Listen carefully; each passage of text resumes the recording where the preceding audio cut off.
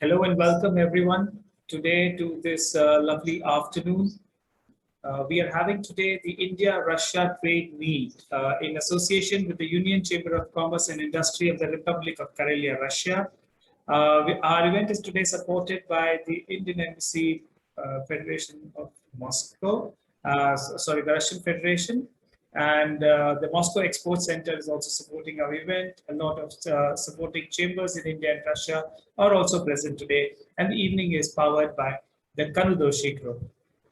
India and Russia have had relations of decades, and if not centuries, if I may say. And the Indian Chamber of International Business has been working with the India-Russia relations since many years now. And not only in the field of technology and oil and gas, where they have the expertise, but a lot of the other sectors, like in today's times, innovation in technology and the sectors that are associated with a lot of industries in today's times, the new world, the new technology, and the new systems that are coming up are being supported by Russian technologies. And not to mention the pharmaceutical sector and the special contribution of the Russian vaccine to today's world that we're having today. And I do thank our Russian partners and friends for the same and the support that they've been giving to India and Indians at this point of time. I really hope that all of you are safe, taking care, and being with us in this time where we all need to be together with each other. A few words on the Indian Chamber of International Business. Well, we are like any other chamber of commerce, facilitating relations between companies, between academic institutions, between the governments. We work very closely with a lot of embassies and consulates. Our main agenda is to promote the small and medium businesses, to grow, to expand overseas, to ensure that the diversification takes place, the growth in income takes place, to get foreign technologies, to get joint ventures in place, to work with the academics on the industry academic initiatives. These being said, we also promote the industries to work very closely with each other and ensure that there is cross-border growth between the sectors.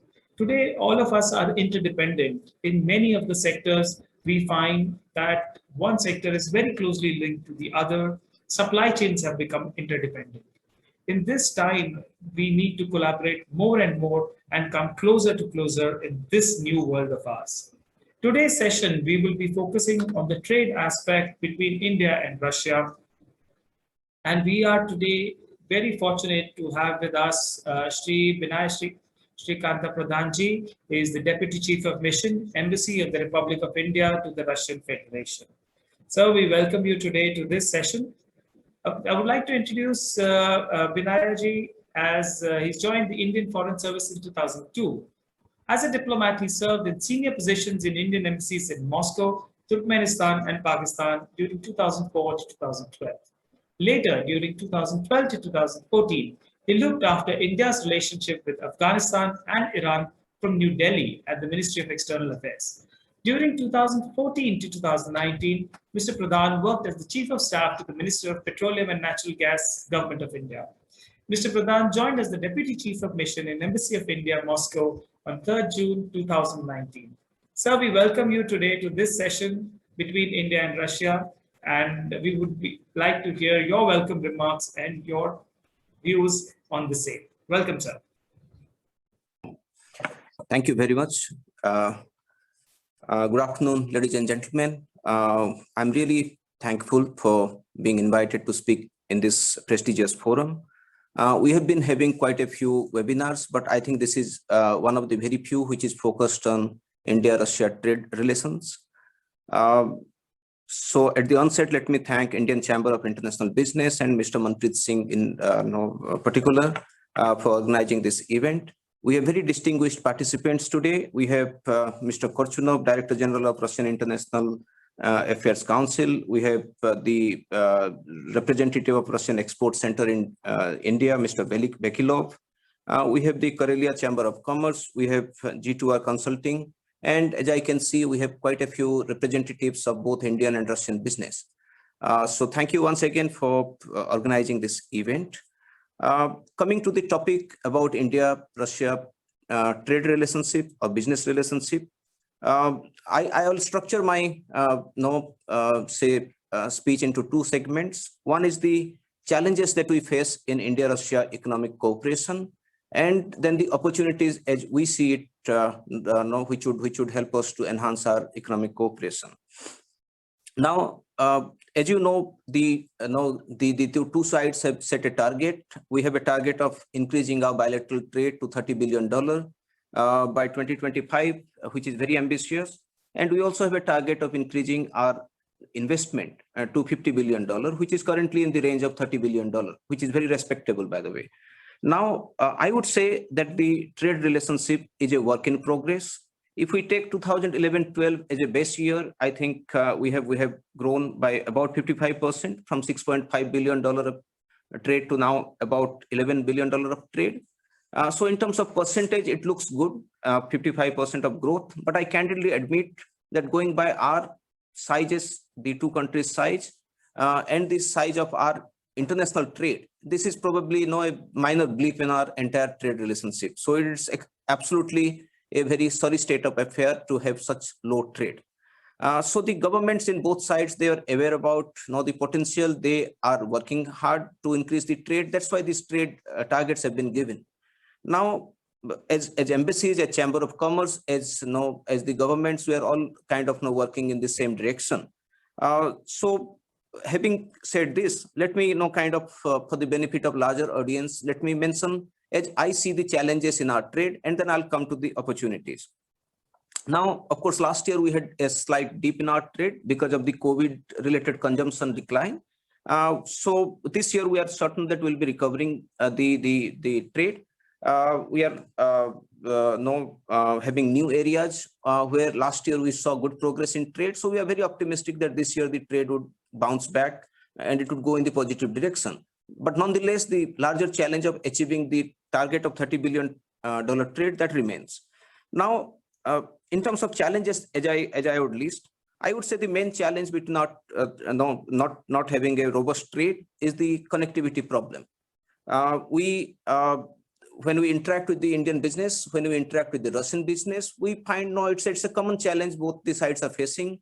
The present day in 21st century, you have a kind of connectivity which is from 45 days to 75 days is something really is a barrier. Similarly, the transportation costs, because it's going through the longer route of coming through Europe, it's very expensive. Now, so it's a real challenge. Then both the sides, if you interact with the business, they would mention about different barriers. Be that non-trade barriers, be that high amount of tariff on certain products. But both the sides have the feeling it's not on one side alone. So that is another real challenge. Then the third challenge, as I saw about my two postings here, is the perception. So I think that goes back to 1990s when India opened up, our private sector came up to the forefront, and here in Russia, things got transitioned from Soviet Union to Russian side. So it was a decade of disconnect when our private sector came up to the forefront. The previous Indo-Soviet trade and investment cooperation, which was primarily led by the public sector entities, not changed in their nature.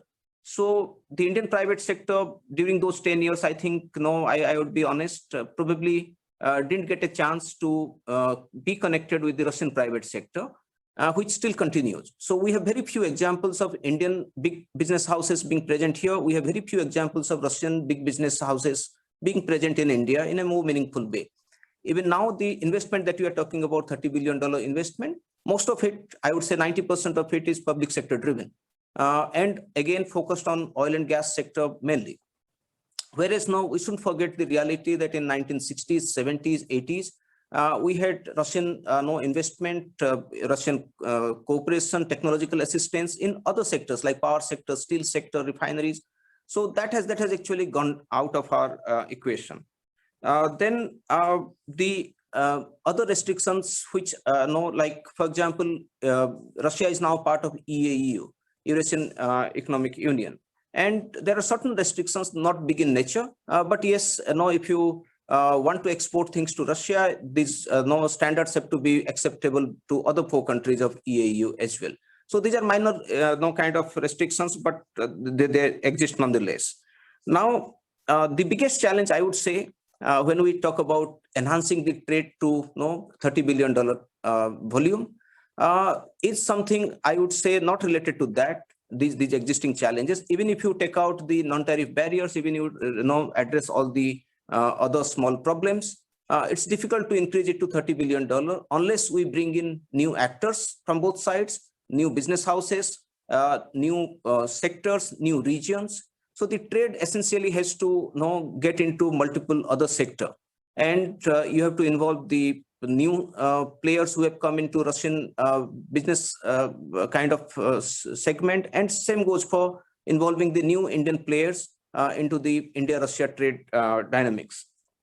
The last challenge I would say is the lack of growth in the service sector. So presently the trade in services is less than $1 billion, which has tremendous scope in many sectors, including IT, consultancy, the manpower kind of involvement in each other's industry that has to grow tremendously. Now, having listed the challenges, I would say the list of opportunities far kind of outweigh the challenges.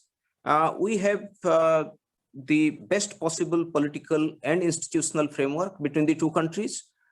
You'd be happy to know that we have about 15 working groups covering all segments of business, be it agriculture, be it IT, be it pharma, be it the non-tariff barriers. So all these issues are addressed at joint secretary or secretary level between the 2 countries. So all these 15 working groups report to minister level. From Russian side, it's Deputy Prime Minister, Mr. Borisov.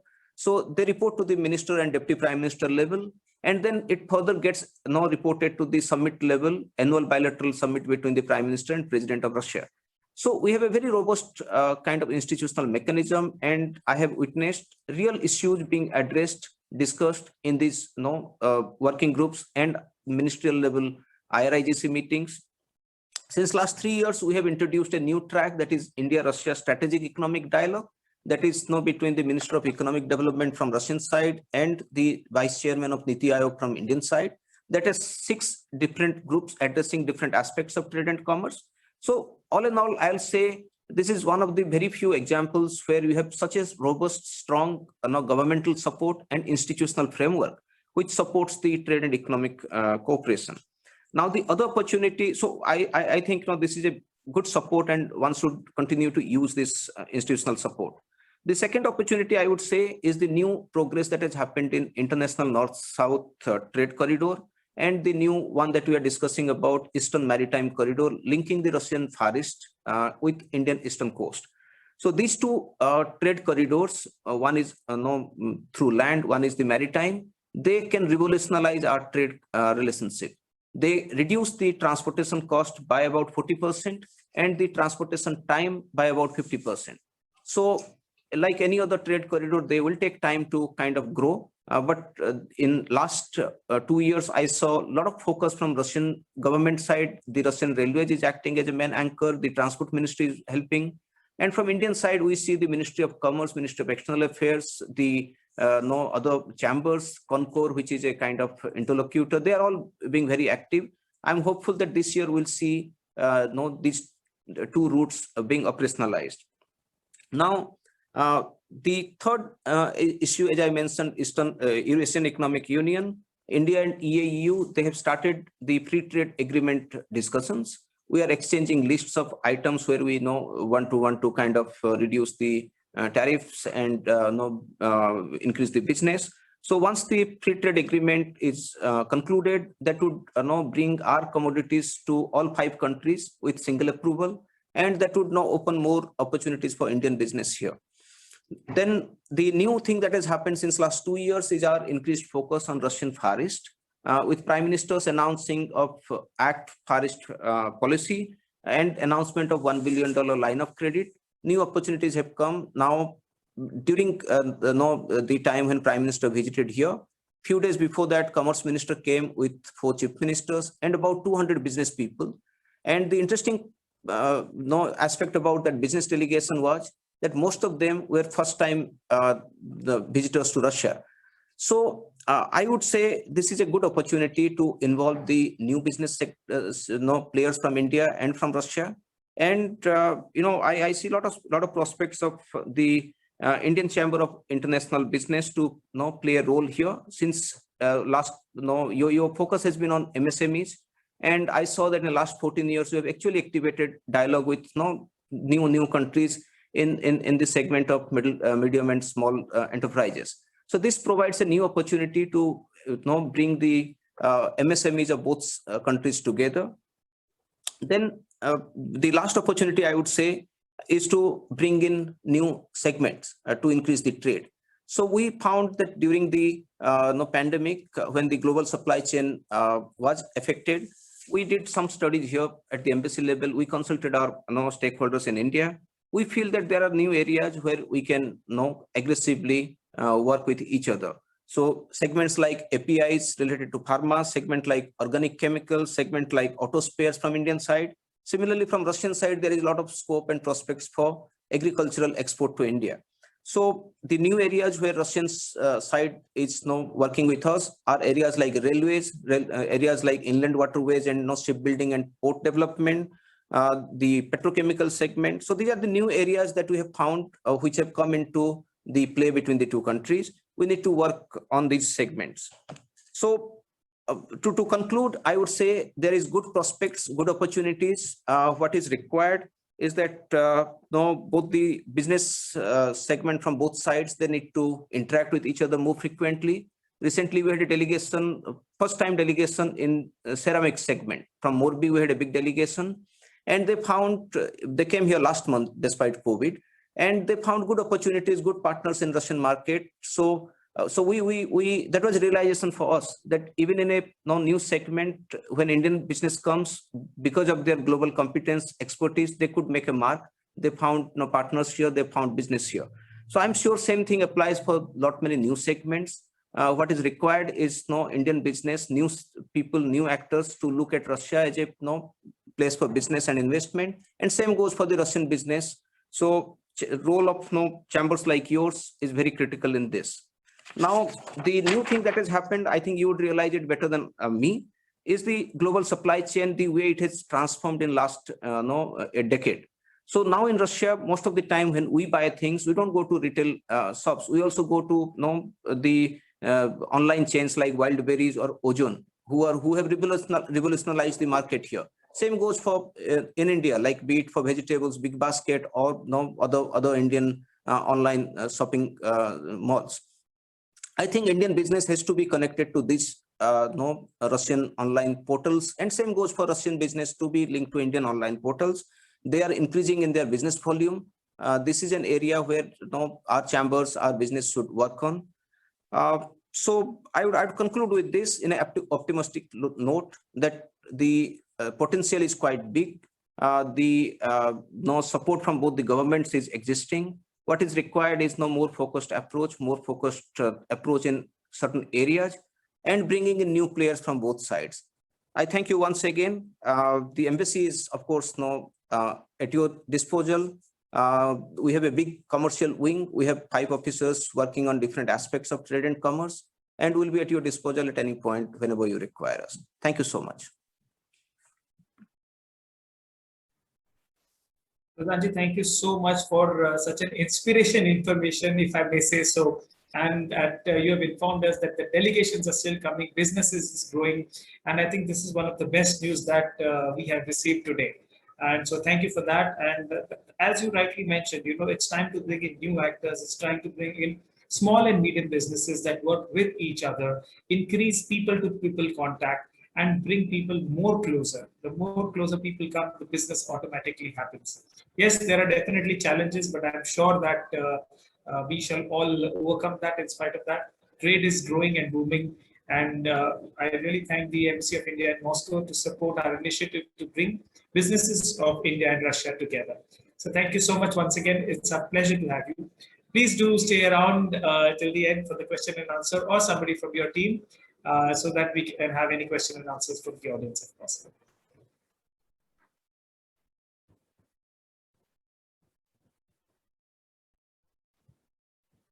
Moving on, I would now like to invite Mr. Andrei Kortunov, the Director General of the Russian International Affairs Council. Welcome, Mr. Andrei. It's a pleasure to have you with us today and to highlight on the relations between India and Russia and how it is become more and more interesting and to be together, especially with organizations like the Russian International Affairs Council that is working on a much broader platform of bringing multilateral players into together and in addition to the bilateral ones. Welcome, sir. A brief introduction of Mr. Andrei Kortunov. He's a member of the RIAC. He's the Director General of the Russian International Affairs Council. Mr. Andrei Kortunov graduated from the Moscow State Institute of International Relations in 1979. He completed his postgraduate studies at the Institute for US and Canada Studies for the USSR Academy of Sciences in 1982. He holds a PhD in history. Dr. Kortunov completed internships at the Soviet embassies in London and Washington and at the permanent delegation of the USSR to the United Nations. In 1982 to 95, Dr. Kortunov held various positions in the Institute for US and Canada Studies, including Deputy Director. He taught at various universities around the world, including the University of California, Berkeley. In addition, he led several public organizations involved in higher education, social sciences, and social development. Since 2011, Andrei Kortunov has been the Director General of the RIAC. He's a member of the expert and supervisory committees and boards of trustees of several Russian and international organizations. His academic interests include contemporary international relations and Russian foreign policy. So we welcome you to today's session. Thank you, Mr. Chairperson. It is definitely my pleasure and my honor to be a part of this very interesting and timely discussion. You mentioned my institution, the Russian International Affairs Council, and in the spirit of full disclosure, I have to say that over years we developed a number of stable and very productive relationship with leading Indian think tanks, including the Vivekananda International Foundation and the Indian Council for World Affairs and the Indian Observer Research Foundation. But when we interact with our usual suspects, with our major strategic partners in India, usually we discuss international security and China and the United States and geopolitics. Seldom we get down to discussing the economic dimension of our relationship. And I think that that reflects the priorities that do exist in the relations between our two nations. Indeed, Russia and India are long-term partners. We not long ago we celebrated the 70th anniversary of our relationship, but I like to compare this relationship to a happy marriage without kids, because indeed it's primarily the economic dimension which put some flesh on the bones of political cooperation. And here I think our results are relatively modest. Though I definitely agree with esteemed Ambassador Sharma that if you look at the investment dimension of this relationship, the picture is not really bleak. It is probably not grandiose, but there are some very positive developments over the last couple of years. Still, generally, the economic aspect of the relationship is lagging behind our political relationship. But since I represent a think tank which operates primarily in the domain of international relations and security, let me make a lyrical digression from the economic problematique and say a few words about the general political background. I think it is still important and definitely it affects our economic relations as well. My take is that one of the advantages, one of the strong features of the bilateral relationship was in two pillars. The first pillar is that India and Russia, and before that India and the Soviet Union, had relations of equal partners. There was no attempt from either side to become a senior partner.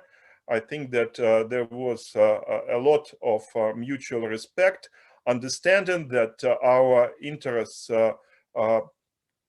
might coincide, might overlap, they might diverge. However, that does not prevent us from keeping our good relations. And I think that this relationship goes well beyond the state-to-state relationship. It definitely includes general relations between our two societies. Second, I think that for years we had trust in this relationship, which was also very important in terms of keeping this relationship stable, predictable, and productive. Over years, there were some ups and downs. Of course, there were important domestic developments on both sides, but this trust remained a constant feature of our cooperation, and hopefully it will remain a constant feature in future. Yet, I think that I should mention certain challenges that exist on both sides. If you take the Russian side, of course, there are concerns in Moscow that India is getting too close to the United States and ultimately might be engaged into some kind of military strategic alliance with the United States, mostly against China, but probably in the end of the day also against Russia. I personally don't think it is doable. I don't think that India will ever consider a formal strategic alliance with the United States, but this is a concern which is there. On the other hand, on the Indian side, clearly there might be concern about Russia getting too close to China and about Russia getting too close to Pakistan. Over the last couple of years, we saw a rapid development of links between Russia and Pakistan, and of course there might be reasons to suspect that Russia is changing its traditional approach to South Asia. Russia is also concerned about Quad, and I think that the importance of Quad is blown out of any reasonable proportion in Moscow, but nevertheless, it is a matter of concern. And the whole concept of Indo-Pacific is met some suspicion, at least in the Russian academic community. I think that many Russian scholars do not really comprehend that this is not an American concept, but rather an idea developed and introduced by India together with Japan. And definitely this is not something that Russia should be much concerned about.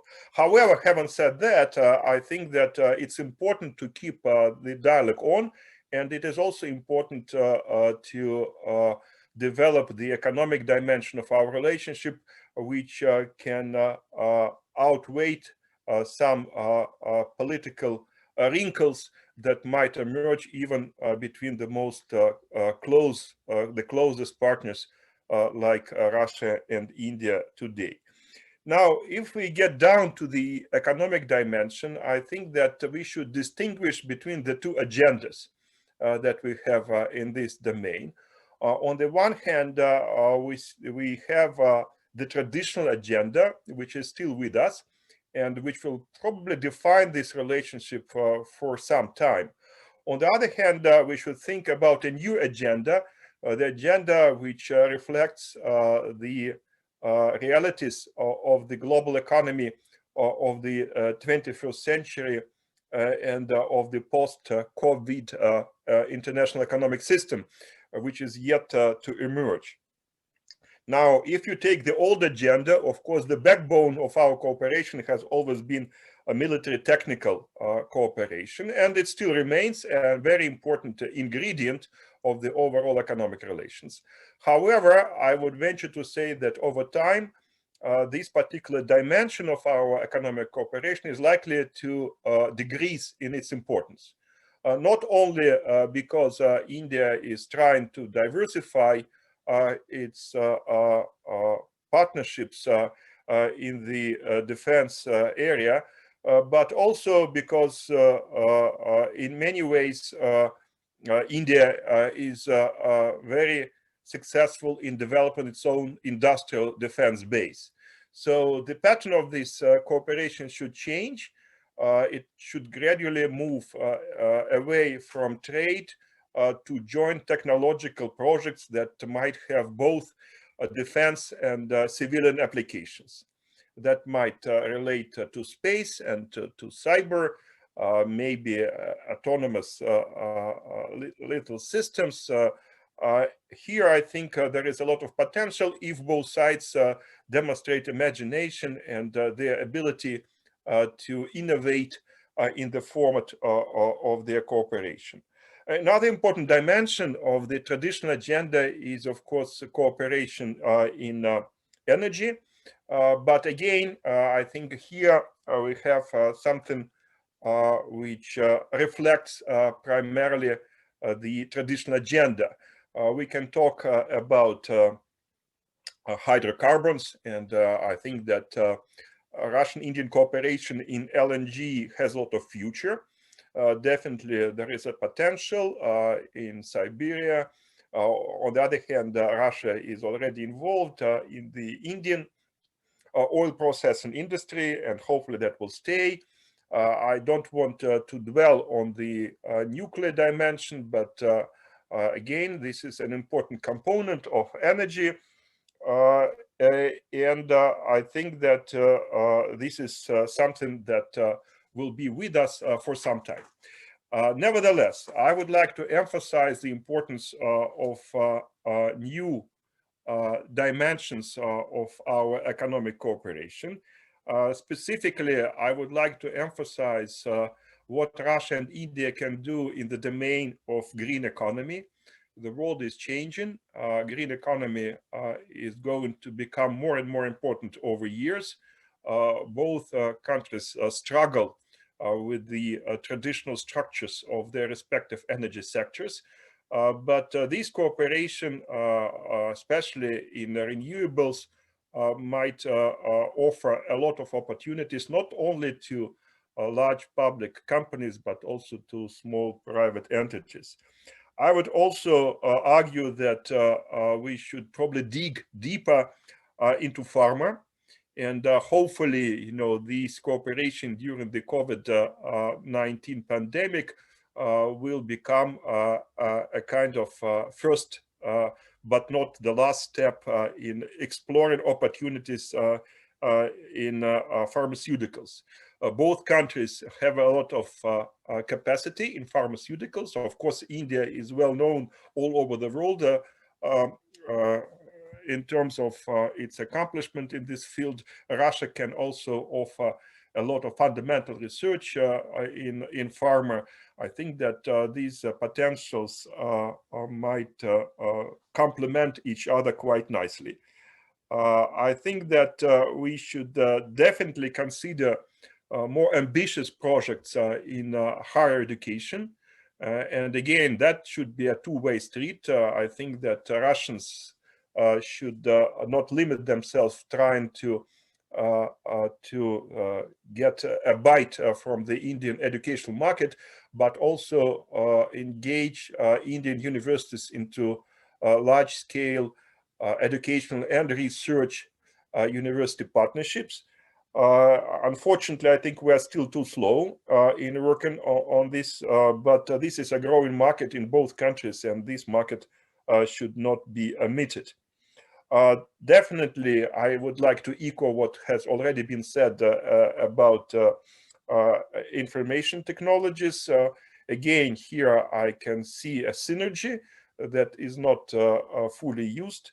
And a lot will depend on our abilities to change the community of stakeholders for economic cooperation. Traditionally, the public sector has been leading in Russian-Indian economic cooperation. We have large and very large projects involving state agencies and state guarantees.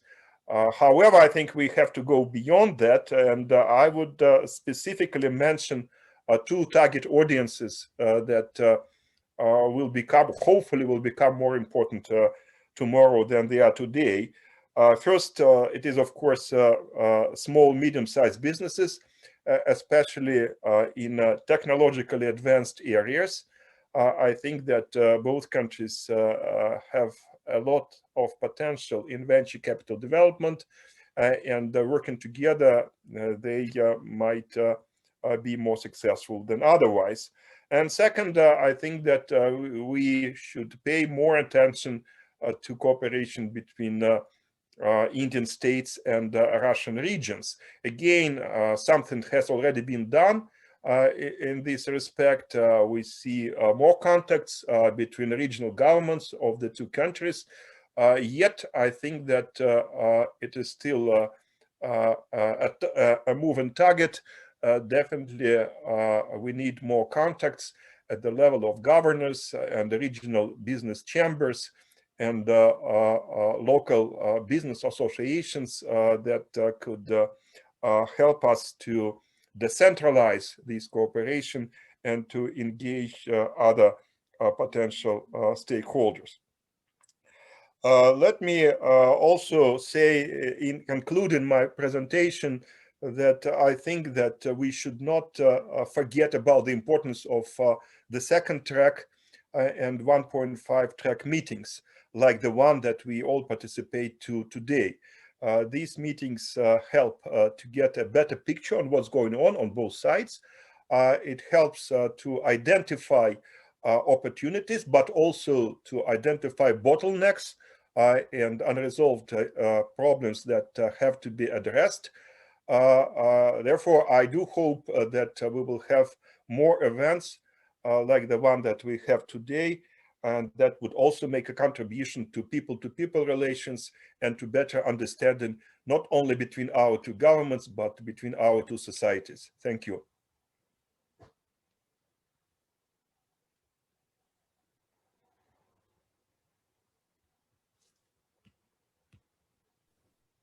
Thank you, Mr. Andrew. Thank you so much. I mean, you have put everything in a nice bottle, jar, packaged it and presented it to us, giving the geopolitical situation, the economic situation, what has been done in the past and what more needs to be done. I think it was a nice sum up of what the government has been initiating all these years. And now it is the chance and the ability that we need to be tested on as the people, as the businessmen, to bring these into better light and ensure that we go ahead and of these decades of relations should fructify into something of actual trade. The better part of India is we have good relationships with most of the countries, and irrespective of the geopolitical situations, we find that the trade always goes on. It's always a cooperation on one level or the other that always happens, irrespective of the geopolitical situation. Of course, the governments must do what they have to do. But when it comes down to the trade and business, I assure you that we, as businessmen, do our little part in the same. So thank you so much. It was a really enlightening session from your side. And we request you to please stay back till the end, and if there are any questions from the audiences. Thank you so much. I would now like to invite Mr. Timur Veklov from the Russian Export Center. Mr. Timur is heading the Russian Export Center in India and is in charge of the Russian companies that would like to work with Indian companies, partner with them and bring them to India and to work together to find joint ventures, and also the other Russian trade issues that come up between both the countries. Welcome, Timur. The floor is all yours. Thank you, Manpreet. I hope I'm audible and maybe a little bit noise because it's very heavy rain in Mumbai right now. And but please forgive me for this noise. So, gentlemen, I would like to introduce myself and my company, Russian Expert Center. So there is, you see, special government body, government institute to support business in export from Russia to other countries. I'm responsible for India, and we are in India for 3 years already. We are quite successful, I can say, in our field to support Russian export. But we not only support Russian export, but we also match business between Russia and India. So that is the most important thing. And I would like to underline this. So we're not about the politics. So nothing about politics, we're about the business and trade relationship. So we help Indian business and Russian business find each other. And that is a special, the Russian Expert Center, a special institute to increase, to achieve this goal of 30 billion USD in our trade relationships. I can say that, that last year we had more than 350 requests from both sides, from Russian side and Indian side, for matching the business. And these were requests from small businesses, large businesses, and from different kind of. So, and we do our activity only in non-oil, non-defense business. So what is related to oil and oil products we're not dealing with. And what is related to defense we're not dealing with. So we're purely trade organization in such kind of, let's say, peaceful way. And if so in last year, of course, we started with some kind of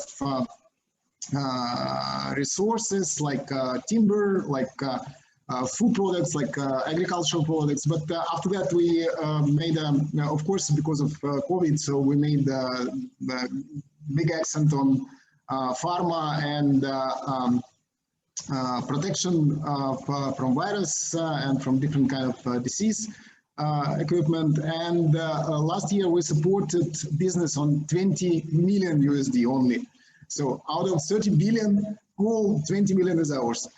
So I hope next year, so this year, so it will be more. And right now we have around 100 requests, and I hope with after this meeting, so we will get more requests from you guys, and so we'll help you to find Russian suppliers and maybe to find the partner in Russia for supplying your services in Russia. So it's also possible. So what else? A part of this, a part of just matching business, we do financial support. So it's very important, of course, so for business to have a support and in finance. So we do provide the different kind of banking support, like LCs, BG, like credits, whatever, even for Indian companies as well.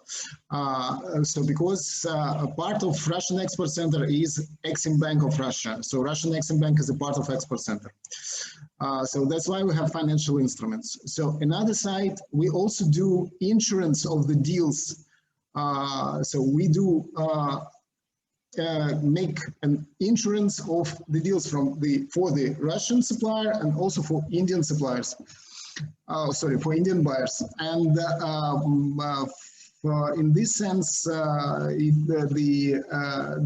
deal may be insured, and you as a buyer, for example, or as a partner in India, so maybe ensure that the deal will happen. So if not happen, so that you'll get the compensation in terms of money. And this is quite helpful.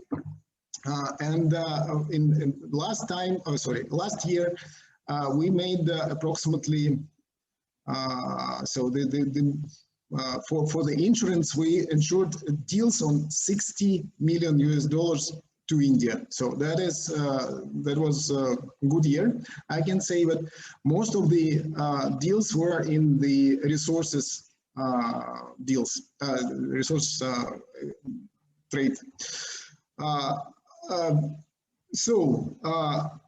I just would like to say so that, of course, there are a lot of challenges, and all the challenges that were mentioned today, I agree very much with this list of challenges. But there are always the opportunities, and there are always the ways of finding the partner, of making business, of doing business with Russian companies. And we have, in Russia, we have a lot what we can be offered in India, and some services from India, so maybe consumed in Russia as well.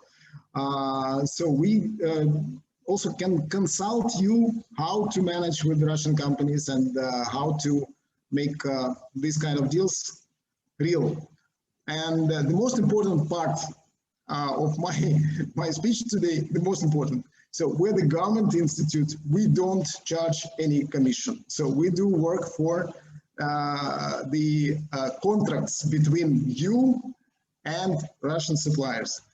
So that is our KPIs, to make the contracts as much as possible, as many as possible. So thank you so much. So if you have some questions, for example, so I can share my email, and you can also ask Manpreet, so because Manpreet knows me very well, and also can share some my contact details. Thank you so much.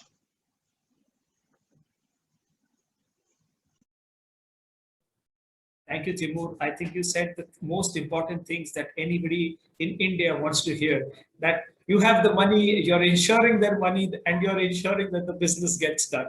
So I think that's the most important thing that any Indian businessman wants to hear.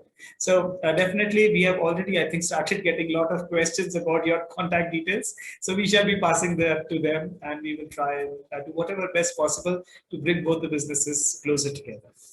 Thank you, Timur. It's great to have you with us. And I'm sure that with people like you around us, the trade between both the countries will definitely grow. And maybe next time when we talk, the 20 and 10 billion might get reversed. So keeping fingers crossed. Thank you so much. Talking about India and India's exports, I would like to highlight a little bit of the opportunities for Indian exporters in Russia. We have a partner, the Kanu Doshi Group, and Mr. Darshan Shah, the partner.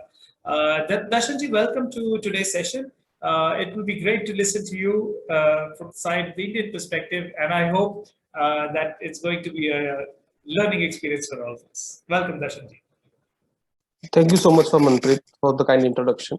I just share my screen before I start.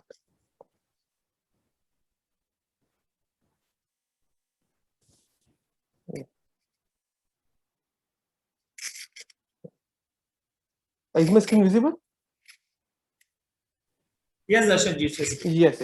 Thank you so much, Manpreet, for the kind introduction again, and thank you so much, ICIB, for providing this platform and sharing our views and understand the opportunities which are available in both the countries. And what we personally believe, it's Mr. Guest of Honor, Mr. Pradhan has mentioned, it's the irony lies in the lot of unexplored opportunities which are there in India and Russia trade, and there are, because the opportunities are unexplored, such a lot of potential for all the players in India and outside India, and especially Russia, to explore this opportunity. So before we understand what are the opportunities, let's understand where we stand. It's important to understand facts and what are the history between India and trade. It's a very small presentation. I will not take too much of time. Just a few key facts for our participants to understand where we currently stand with regard to India and Russia bilateral relationship. So Russia, as Mr. Pradhan has said, the strong oldest ally of India, and it's almost 70 years of bilateral relationship which we have. Again, India and Russia have a long history of working together in international and multilateral organizations, including UN, SCO, BRICS, and G20. And the kind of dialogue, constant dialogue, can be proved, like Mr. Putin and Mr. President Putin and Prime Minister Modi have met each other for 19 times since 2014, and almost every year they make it a point that the key leaders of the Indian side and Russian side meet every year to boost the e-commerce sector. And this is the year 2020 was the 20th anniversary of the establishment of India and Russia strategic partnership. So the point of highlighting these things is that both the countries are pushing so hard to boost the commerce between both the countries, and constant dialogue they are doing every year. They are creating important milestones to bring the trade between cross countries, and that's why it's very important to understand for players. Both the governments are trying hard to get the business in its respective country. Now coming to the statistics, if you see from 2010, the export from India to Russia was around 2.14 billion, and in 2019 it was 3.92. It may not have been increased exponentially, but it is stable. And if you see, the key trade was defense, energy, space, or nuclear cooperation, and major exports from India were pharmaceutical, coffee, tobacco. So the highlighting point over although the trades were not increasing exponentially, but the exports are stable over the period of years, and that's the important things to note down. And that's where key thing is that where to focus and what are the areas the Indian exporter can target going by these statistics. So that's why I just thought I'll highlight the important statistics about India and Russia trade. Now coming to what are the important developments, as earlier speaker have mentioned that they have created this 1 billion fund to promote Indian infrastructure technology project. They have a sector target of 50 billion of bilateral trade by 2025. And there are constant effort has been made to into free trade agreement between India and Economic Union. According to us, it will be a great milestone if we are able to achieve this. Both the sides are trying hard so that India can enter the market, and this will give an entire new boost to the both trade between both the countries. Then there are constant effort again, as mentioned by the earlier presenter, that constant effort has been made by both the countries to diversify and expand their market, which includes key sectors like medical devices, infrastructure, railways, chemical and technology and research side. Now coming to the main question, what are the key things Indian exporters should what they are considered while exporting goods to Russia? Main thing is language barrier. What most of the Russians speak Russian, and they would like to understand the key aspect, the pricing, the quality, and there are definitely a gap between the language, and that's why it's important to have a translator or a local consultant. And what we have realized in our experience, so they prefer to have a person who can speak their local language, and that's why we generally tell our clients to have a local consultant or at least a translator while you are doing a trade agreements negotiation with Russian customer. That's a key point for all the importers from all the exporters in India who are targeting to export to Russia, and that's why it's very important. Secondly, pricing of the product. Russia is similar to India. They are very price sensitive. They don't just buy the product by the just by putting it to the template. They really want to understand competitiveness, and you have to understand the key ally of Russia is China. So it's very important that whatever pricing you are providing, it has to be a competitive. And most of the players are somehow not able to understand what are the pricing should be in India, Russia for selling the market. Again, for that, it's very important to do market research, have a local partner, or maybe a proper agent to identify in Russia where is the proper market in Russia, because Russia is also a quite big country. So what are the geographical areas, or even basically the key customers where you should target of? That's why important to do market research of your product before thinking of exporting goods to Russia. Secondly, local partnership and joint venture. Again, all these points are connecting if you really understand, because like in India, we want to lot of business wants to do business in India with lot of groups. Companies want to do business in India, but important to have a local partner who understands Indian sentiment, Indian needs, and what are the key nuances of Indian customers or legal and all the procedural aspects. So that's why, according to us, it's very important to at least have identify a local customer or local agent over there to promote your market, promote your goods, or provide you insights about what are the great areas and what are the great potential buyers and what areas they can explore. So that's why it's important to have that local partnership or joint venture with a local player, maybe an agent level or a distributor level. This will really help an Indian exporter looking to expand the business in Russia. Now, the last point is the brand India image. India is trying it's hard to create the Make in India brand and everything, but important for Indian players that they create a brand, because unlike other countries, Russian customers will take time to grasp your product and your quality. So it's important to provide the qualitative and importantly the after sales support service to those people. So that's why what we are lacking from India side is that you provide the entire support service after the selling of the goods.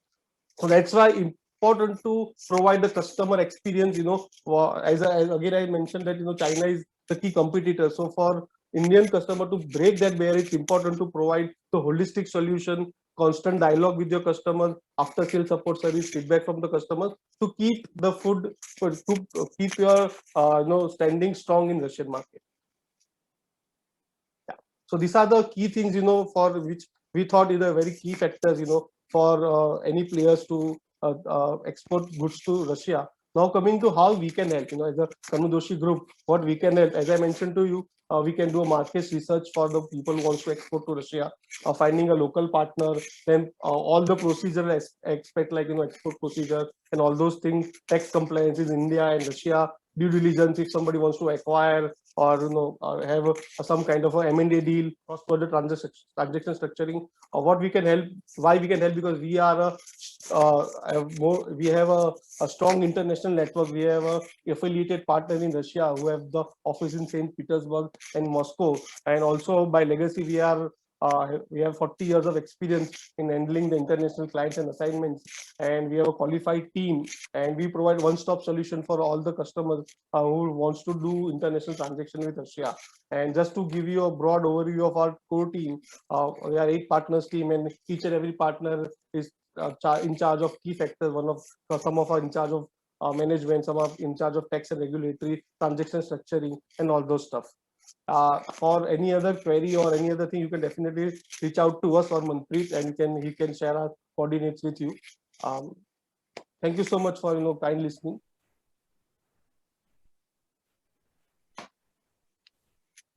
Darshan, thank you so much. For a second, I thought you will show my photograph also.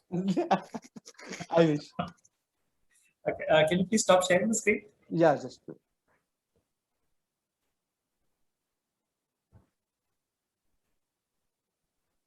And thank you so much for highlighting what were the major sectors and which are the major products for import and for the export. We got very good insight from your presentation. I also request you to share your presentation with us so that we can share with the other attendees and the stakeholders that are there.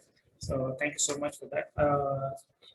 Talking about India and Russia relationships, we also have one more sector which is one of the most important, where we talk about chamber-to-chamber relations, where industry-to-industry relations, or where we can take the actual businesses from one to the other. We all know that there are barriers between India and Russia. Trade, the biggest being the language barrier. So this is where we have chambers on both sides, organizations on both sides to facilitate trade between both the countries, between businesses. Russia is a huge country. India is a geographically diverse, culturally diverse culture. What goes on in the north and goes on in the south, east and west, the religion is different, the culture is different, the way you do business is different. Similar goes for Russia, being spread right from Asia to Europe and the Middle East too, for that matter. So this is something that we all need to keep in mind when we talk about dealing with Russian companies, dealing with Russia. So like India is so diverse, and so is Russia. So what might work in one part might not work in the other. So be open to the ideas, be open to change, be open to listening to the other counterparts that they might have to tell you. So that being said, I would now like to invite our partners for today's event, the Union Chamber of Commerce and Industry of the Republic of Karelia, Ms. Ekaterina Lisen. Ekaterina, welcome to today's session. The floor is yours. Hello, thank you very much for inviting me here. I am very glad to take part in your event. So today I would like to make a short presentation about our possibilities in the international market, and as well to share the first results of our new cooperation with the Indian Chamber. So at first, let me share the presentation.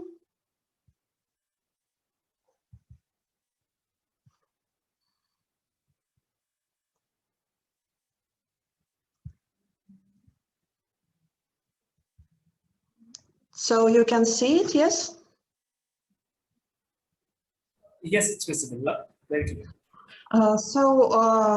Today I'm going to represent you the field of Chamber of Commerce and Industry of the Republic in Karelia, directly associated to external relations, which department is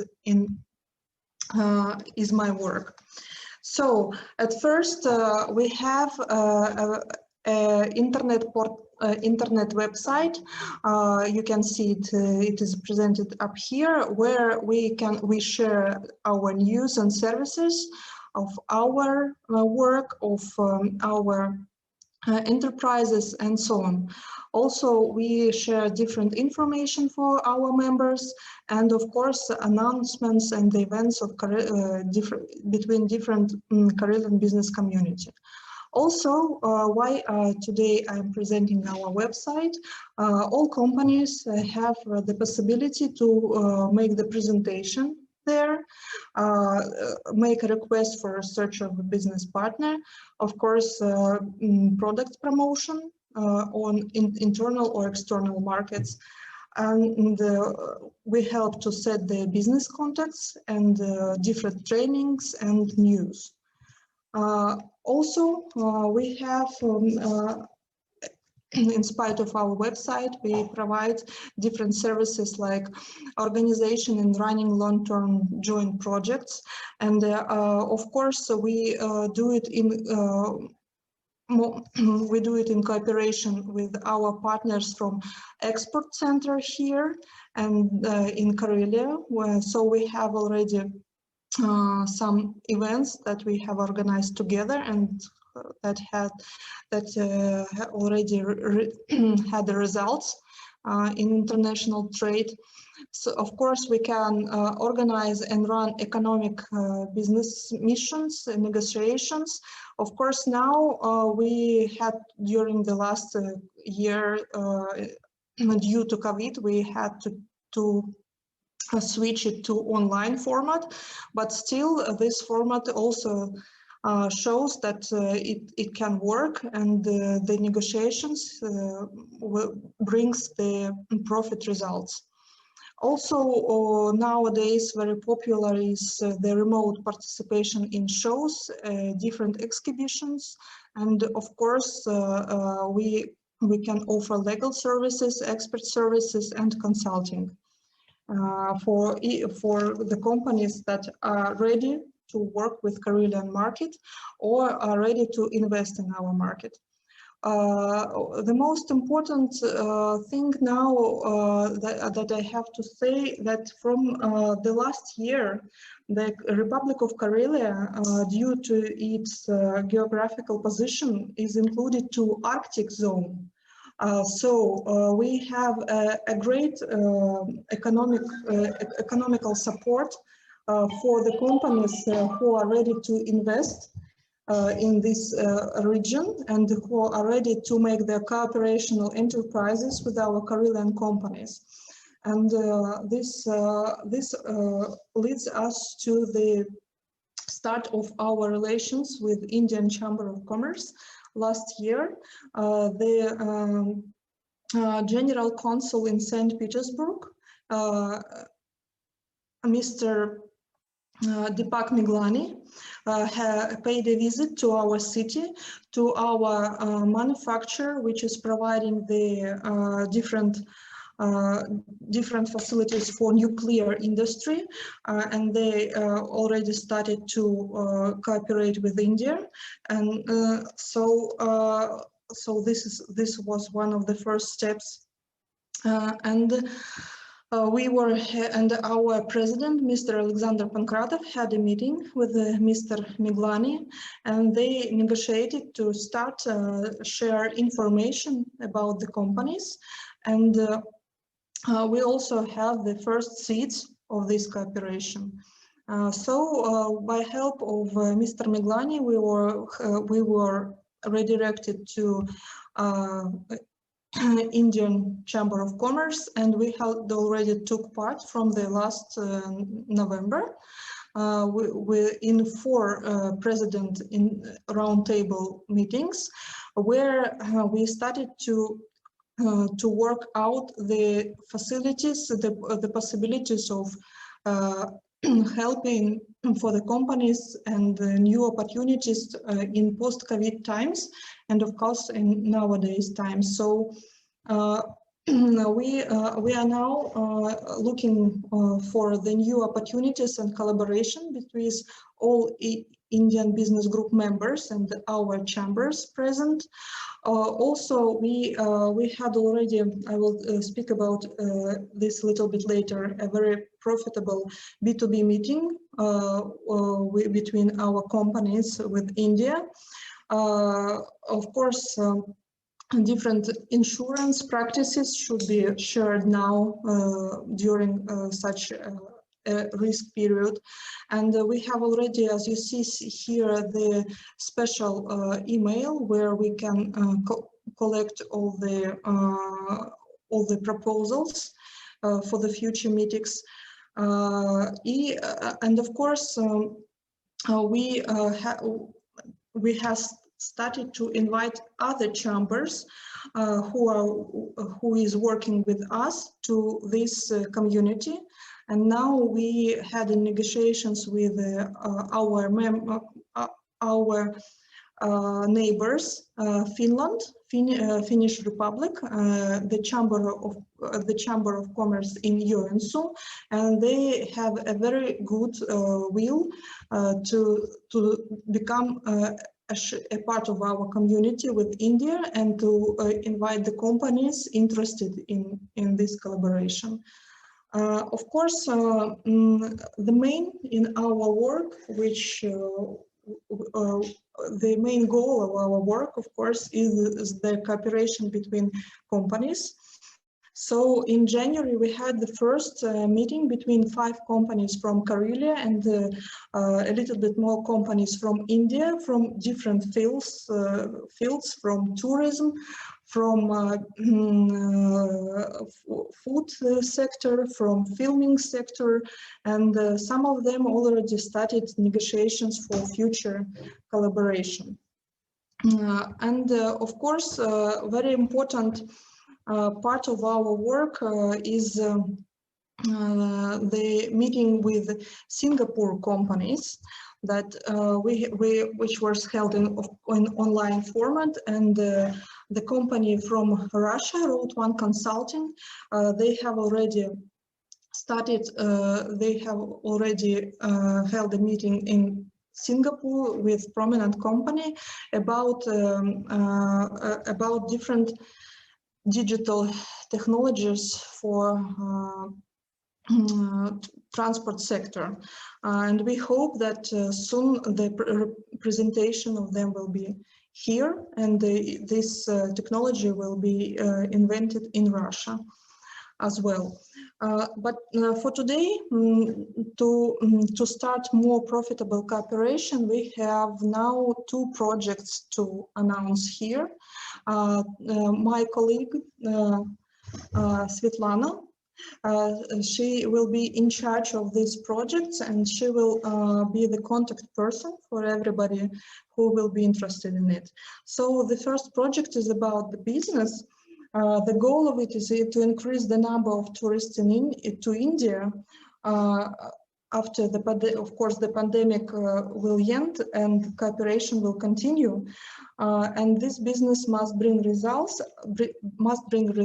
A good project is a good profit. So we propose to make a full-length film about the adventures of Russian students in India. It will be an action with the correct show of interesting places in India. Each spectator should get the desire to go and see those places himself. And of course, there is already an example of how cinema affects our tourist flow. You remember the film Eat, Pray and Love that has increased in 30% the touristic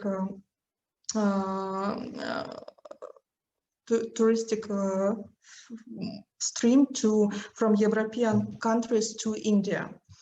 So this is the first idea, and we have already shared this idea on the meeting in January, and some Indian producers would like to visit Karelia and to see how it can be, how this product can be promoted here and can be done on the both sides. And the second project is an area of cultural cooperation. So the more we know about each other, the more we understand each other. Every nation has its own epic poetry. In India, it is a Mahabharata, and in Karelia, it's Epos Kalevala. I propose to study each other epic poetries, and in 2 or 3 months, the youth of Karelia will read the fragments of Indian culture and vice versa. So we will be able to hold a video conference, and the youth of India will read fragments from Kalevala in Hindi and English. The venue is the Central Rail Library System of the city of Petrozavodsk, and we already have experience of conducting similar readings with Finland, Estonia, and Poland. So different countries will be interested in this cooperation. And based on both of these events, we will be able to help the festivals as well as here in Karelia and in India in exchange program to promote to our regions. So the culture, and as it was already mentioned before, is the part of all the business relations, and it will be the first step in getting to know each other and to create the new business ideas. So that was in short the presentation of our work and our will and our opportunities. So we are open for the question. Would be glad to answer it today, later, or you can send it to our email, and we are waiting you for cooperation. Thank you very much.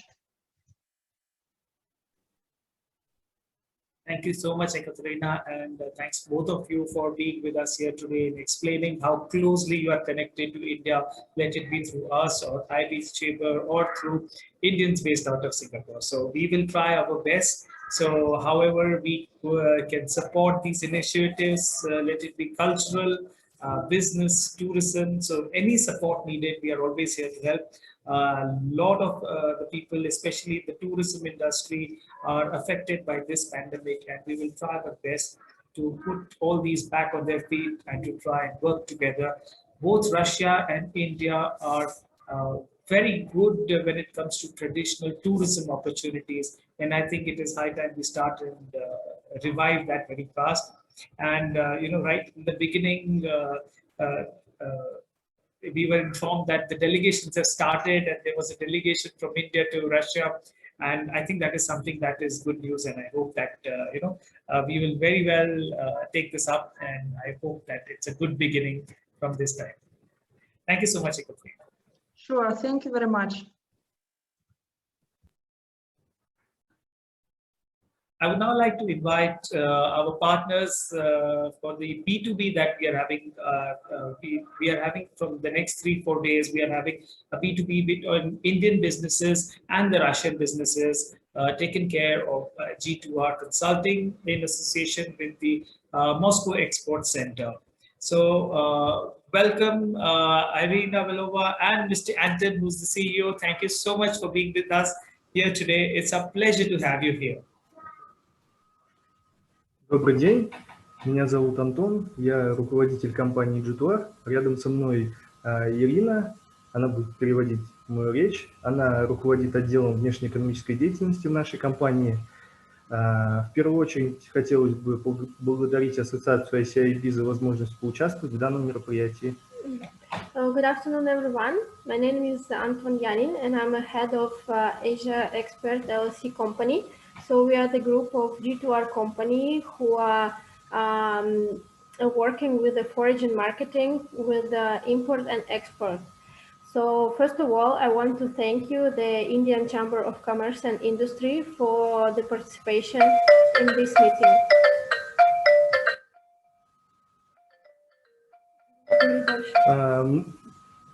Как уже сказал, мы представляем компанию G2R. Наш основной профиль – это продвижение продукции российских производителей на зарубежные рынки. Мы работаем с 2016 года и предоставляем полный комплекс услуг по экспорту, продвижению продукции российских производителей, поиску покупателей за рубежом, организуем международные выставки, бизнес-миссии и оказываем прочие консалтинговые услуги. So as I said, we are introducing the group of G2R companies. So basically, we are 3 companies in one, and our first goal is to make an import and export and seize the Russian companies to enter the foreign markets. So we exist from 2016, and we have a full complex of assistance for the Russian companies and for introducing Russian goods on the foreign marketing. За последние 5 лет мы достигли успешного сотрудничества с 30 центрами поддержки экспорта в регионах Российской Федерации, установили партнерские отношения с зарубежными торгово-промышленными палатами и торговыми представительствами России в иностранных государствах. For the last 5 years, we made a great success with cooperation with 30 center export supports in different Russian regions. And now we have a strong partnership with the different companies in Russia and abroad. В России очень развита государственная поддержка экспорта. Правительство России финансирует огромное количество услуг от поиска покупателей в различных странах до организации конгрессно-выставочных мероприятий.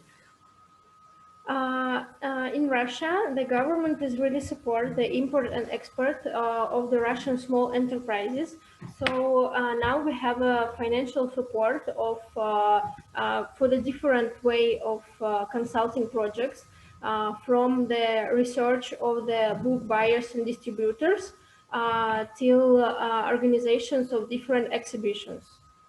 В качестве поддержания высокого уровня взаимоотношений между российскими и индийскими предприятиями мы можем предложить индийским компаниям распространять запросы на поиск поставщиков в России.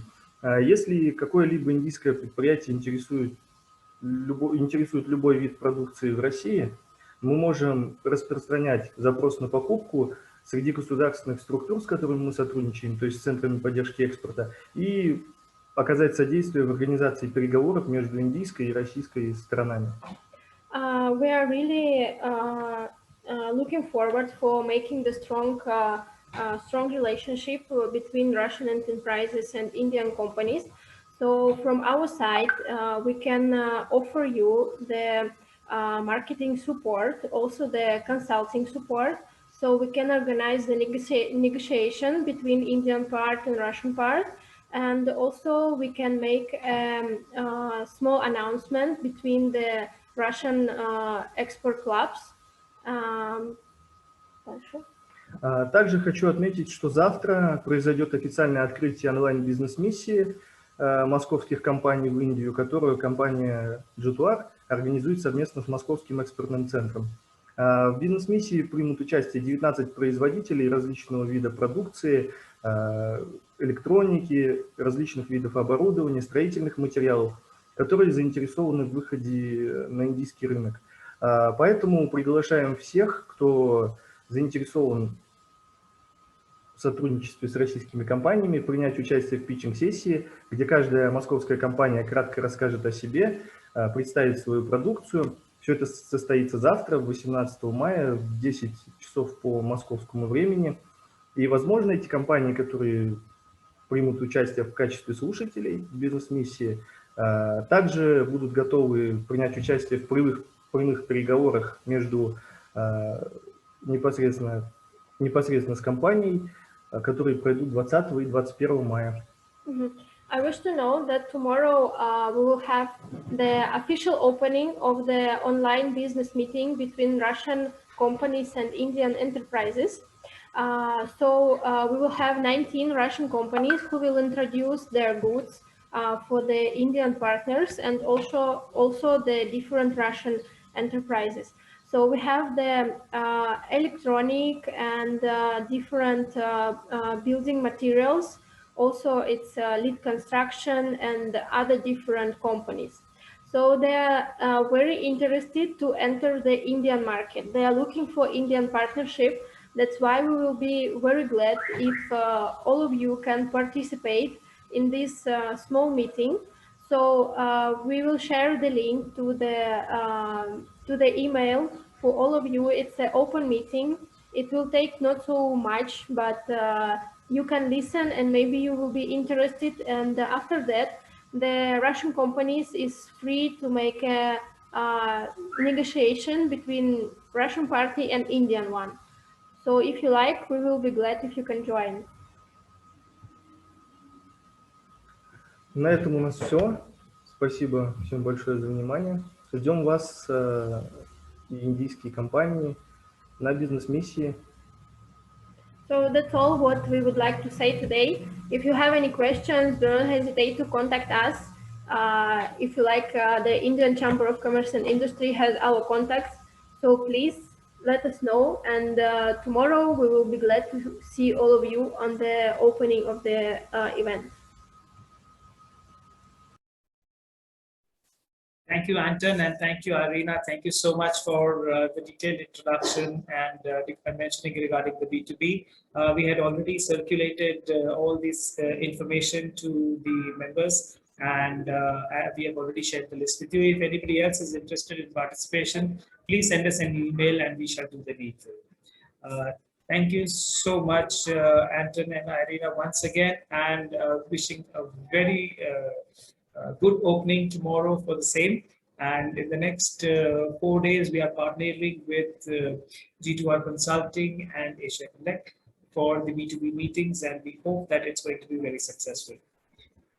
Moving on, would now like to have a few questions. If there are any questions from the speaker, I request you to please raise your hand and we shall unmute you. You can ask your question. Please introduce yourself. Please be very brief and quick and short questions. So if there are any questions, anybody, please raise your hand and we'll be happy.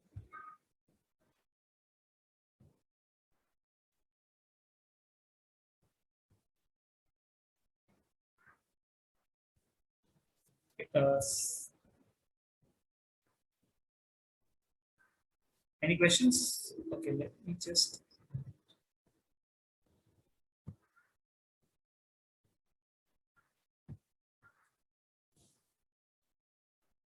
We have unmuted everybody, so I request you to please unmute yourself, ask your questions, and please go back on mute so that there are no disturbances. Please introduce yourself. Let's start with Krishna Raj Ayerji. Can you please unmute yourself and ask your question? Yeah, hello, Krishna Raj here. I would like to know what are some of the areas that we can collaborate now.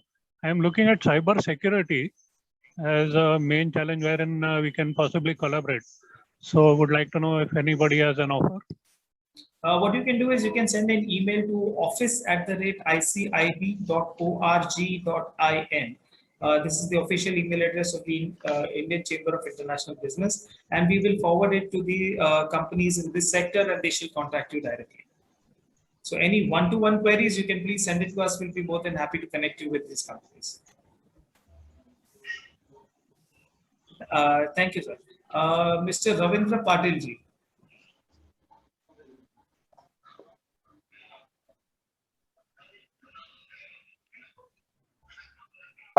Manpreet, I'm having a question to you.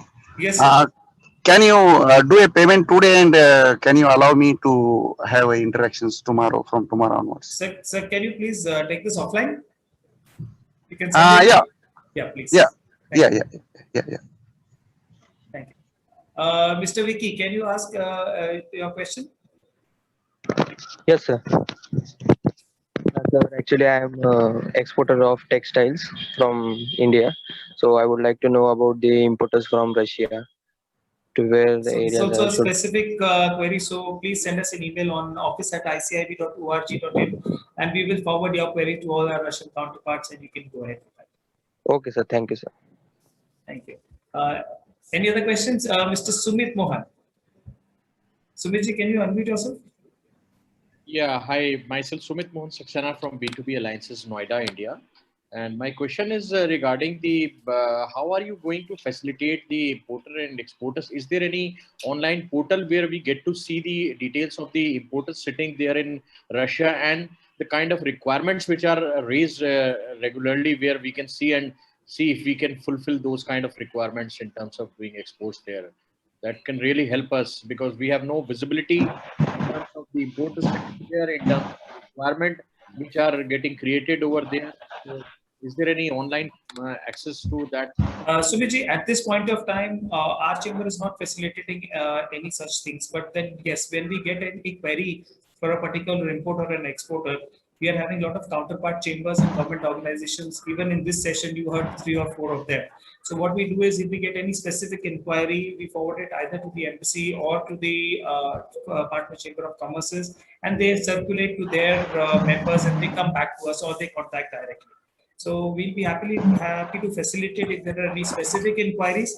Please do send it to us and we will try.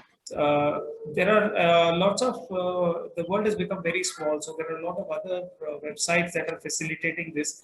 But I request all of you all to be a little careful and please use the Indian Embassy or the Russian Embassy in India or organizations like the Russian Trade Institute or G2R.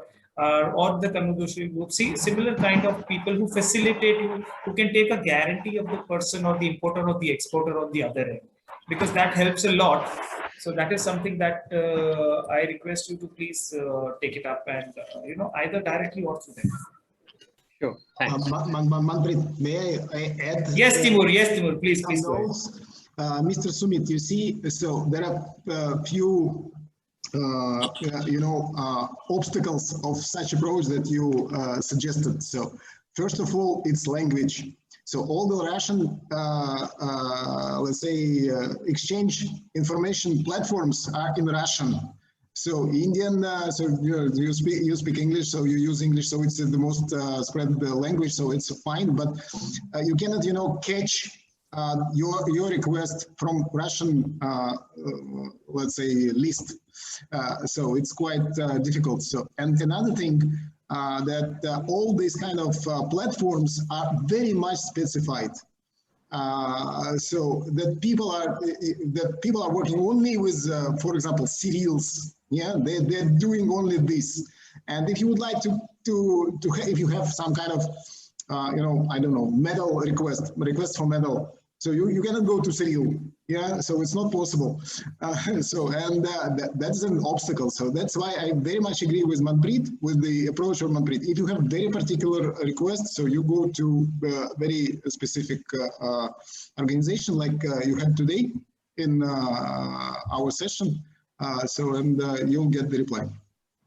Thank you. Okay, thank you. Thank you, Timur. Thank you so much.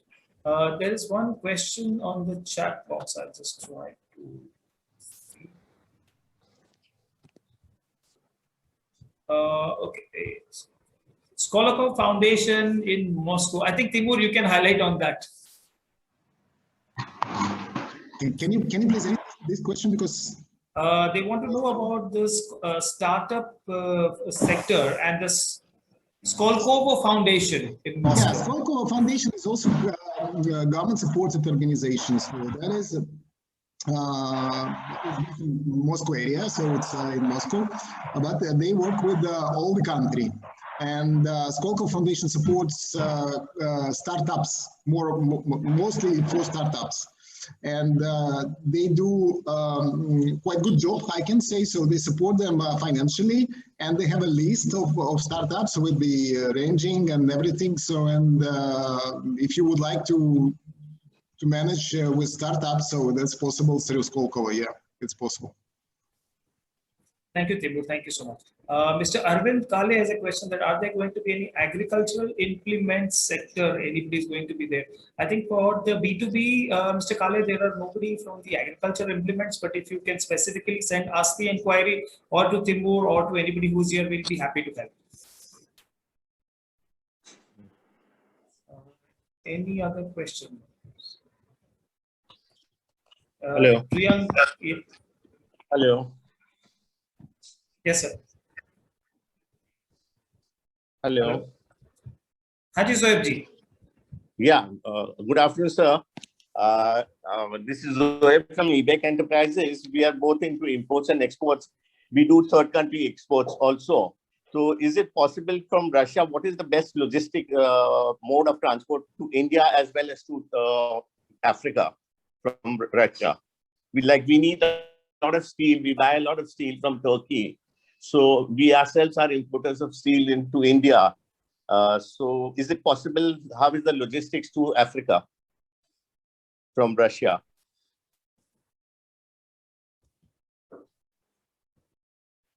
Anyone would like to answer this question from the speakers? May I? I'm sorry. Yes, please. More than happy to. Okay. So you see, of course, aviation is no way in this case, but there is the only way by submarine transport. We have two major ports. One is in Novorossiysk, of course, so it's a Black Sea, and also another part of Russia, so it's St. Petersburg. So from these are major ports, but there are a lot of small ports like at Azov Sea, so like Taganrog. For example, in Taganrog, they have also metal terminal. And that is the shortest and the best way right now. So, but there is another way which called corridor north-south. A north-south corridor, it's through Caspian Sea and Iran. So it works right now. So it's much faster than the usual one, but it's a little bit more expensive. Right. Yeah, it's right, a little bit right. I get expensive. It. Yeah, that's the issue. And you can use both of them, so that's not an issue. Okay, fine. And sir, what about the exchange rate? How do you trade? Is it in US dollars or do you use the local currency? What is the currency you have exchange? With India, is it dollars or is it your local currency? To me, so if it is a question to me, so that's I can answer. You see, most of the export contracts from Russia are in US dollars. Okay. I mean contracts with India. So of course there are a lot of issues with the money transfer because of the sanctions and everything like this. So you have to be careful with the bank. Don't go to German banks, to HSBC or whatever, so that you will never get your money back. Okay, not HSBC is not safe enough to work with. Okay, because my bank is HSBC. See, it's not a question of that. It's a question of a lot of multilateral agencies involved. So you can't label a bank, but there are issues which can be taken offline. Yeah. Okay, fine. I get it. I get you, sir. Let me be diplomatic. So it's not. Okay, I get you. Okay. It's not the issue of the bank or whatever. So it's the issue of the sanctions. So HSBC has not headquarters, but the major processing center in London. So they have a risk team which takes a lot of time for the evaluation of the deals and so on and so on. So that 90 days of delay, so it's normal for them. So just because of such kind of structure of the bank. So, but there are few options right now when you can pay in rupees. So, but not few, but only one, frankly speaking. So one option is no, two options. Sorry, two options. Yeah. One option is simple. It's the Sberbank of Russia. It has the office in Delhi. And they can do ruble to rupee. Okay, ruble to rupee. Ruble rupee exchange, direct exchange for the deals. So when you have a deal, for example, with Russia, so you can come to this bank and they will explain how they do. So that's the first option. Another option is very complicated and it's very much complicated. I read about it, but I never heard about it. So that there is an option through RBI. So the Indian company has to get the special permission from RBI to make this kind of deal and so on and so on. And frankly speaking, it's a very long way. and I never heard that it was fulfilled. But I read about this, and theoretically it presents. Okay. Okay, sir. Do we have any Indian bank in Russia? Yes, you have SBI. You have different. So not SBI directly, but some. That is not branch, but the daughter company of SBI. So some joint venture of SBI with someone else. I don't remember. So I have contact, No, but you can find it, and other banks also. Okay, fine. So Thank you. we have one or two last questions because we're running out of time. Pandeyji, your question, please unmute yourself. Sure. Thank you, Manpreet. My two questions are, I'm working in the field of agriculture. Basically, I'm a seedsman. I traveled, recently, couple of years back, Azerbaijan and Uzbekistan, attended their trade shows. I can understand there is a lot of opportunity for seed sector and related allied areas. So can we get to connect with certain people who are interested into agriculture agribusiness like seeds, machineries, and kind of agrochemicals. So this is one. Secondly, we are getting a lot of inquiries from many Russian. I don't understand whether they are genuine or not. So how to check the genuinity or authenticity of such potential business partners? So these are two questions. One on agriculture opportunities, and second is checking authenticity of potential business partners. Panditji, I will take your second question first, because we as a Chamber of Commerce, we face this every day. Let it be any country, let it be within the country also.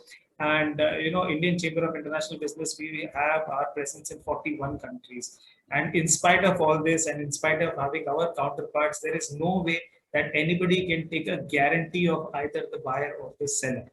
So that being said, there are a lot of mechanisms that are available, like factoring services, that you can protect yourself. So there is no guarantee, but there are protection mechanisms. SBI has factoring services. You have ECGC coverages available to Indian exporters that you can take a coverage of. Similarly, on the Russian side, you have government schemes. That being said, you can definitely approach Chamber of Commerce in either of the countries where you can take a verification. So what happens is, for example, ICIB, we receive a lot of inquiries for verification of Indian businesses. And the problem that we face sometimes is the exporter from India is not ready to give us information about their company in spite of their buyer asking it. So the moment this thing happens, that should be a red flag for you. Similarly, it goes for the other country. If your customer or your buyer is not ready to give you information about their own company, that should be a red flag. That is my personal suggestion to any exporter or an importer. So this is the thing to be kept in mind. And but that being said, do approach Chamber of Commerce's embassies. I would like to highlight, Ministry of External Affairs has supports every Indian embassy in the world, where they have an economic section where they put up the disputes that they receive, they put up the inquiries that they receive, and they are put up on most of the websites of all these embassies and consulates. So utilize these services. Yes, the system might be a little slow, being whatever the reason, but utilize these services. We do not attempt to even approach saying that, God knows what they will reply, but it is better than not having any reply at all. So please utilize Chamber of Commerce's ministries and organizations in both countries. We have Timur sitting in India. If you want any information of a Russian company, in Russia we have our partner Chamber of Commerce. So we will be able to happily help in any kind of this thing. For the seeds, I leave it up to Timur or Irina, if you can answer this question, if there are any companies that are available for the agriculture sector or the seafood sector. We have another question on the seafood sector also. Irina, are you around? May I ask my question on the seafood sector? Just a second, Priyanka. Let me just check if Irina's around. Okay, Priyanka ji, you can ask your question on the seafood, and I think if it's okay with somebody from the Indian Embassy, if they are there listening, they can answer this question. Or Ekratina also, if you can send, let us know anybody from Karelia. So we've been looking to export seafood. We already have been, but we're struggling with getting more Indian seafood exporters on the list, and approach the Indian Embassy through the EIA New Delhi. But somehow it's getting stuck on the Russian side. And the name of the agency in Russia is Roselkhozarnadzor. I don't know if I'm saying it the right way. But can you help us with reaching this agency? Because we're really struggling. If you can send us an email regarding that, we'll be able to take up with the Russian counterparts. Sure, no problem. I will do that. Thank you. I think they posted the email address in the chat box. So it's office@icib.org.in. You can visit our website also. You can get all this information there. Great, but if you have anything specific that needs to be taken up, let it be on a government level, organization to organization, or individual importer to exporter issues also. Please feel free to send us an email, and we'll try our best to support. Thank you. Gaurav, last question. Hello. Yes, Gaurav, go ahead. Last question. Yeah, last question. It's to address to you. So we run a manpower services company under brand name Symphony HR, and we were looking at opportunities to help or support either Russian companies in India or Indian companies in Russia to help them as far as their manpower requirements are concerned. So should we mark a mail to your the email ID that you have given us, and you can help us out with such companies, or do you or our Indian Chamber of International Business typically only helps manufacturing sector basically? How is it? I think this is one of the very right questions that you have asked today. So let me clarify. It's not only manufacturing, but it is also service industry that we are catering to. In fact, nowadays, many of the service industries have started approaching us, and we are doing that as a B2B service for them also. So you can definitely approach us, and we'll be happy to help. So should we send you a mail, or is there a possibility? Yeah, you'll have to send us an email with what exactly and specifically you're looking for, what are the counterparts that you're looking for, and we'll be able to help. Because we have a huge team that looks after different sectors. Not only different sectors, we have a number of people looking after a set of countries also. So the right person will be able to give the same to you. Thank you so much. You were of great help there. Most welcome. I would now like to hand it over to Tinku Gupta ji. Tinku ji is the Vice President of East Zone of Indian Chamber of International Business. She's also heading the SAARC region for our chamber. Tinku ji, the floor is yours for the vote of thanks. Yeah, thank you, Manpreet ji. Good evening, everyone. On behalf of ICIB and our partner organizations, I thank our distinguished speakers and participants for taking time out of their busy schedule and joining us in this webinar. We look forward to a rewarding association between India and Russia in the years to come. A special thanks to our partner organization, the Kanu Doshi Group, for powering this event. Thank you so much once again. Back to you, Manpreet ji. Thank you so much, everybody. It's been great to have all of you all with us. We try to diversify and simplify the India-Russia trade for all of you. And we hope that the attempt was successful. We hope that more and more Indian and Russian businesses will start to work with each other. Whatever the bottlenecks, whatever the barriers, we hope that you would both come together and utilize services of Chamber of Commerce, the government departments, the embassies, and work towards improving the bilateral trade and workings. It's a new world today, and we all need diversification of markets, diversification of geographies. And I think these are the countries that we should approach each other, let it be India, let it be Russia. We hope that we are able to do this small thing to support this trade. Thank you so much, everybody, once again. It's been a pleasure having all of you.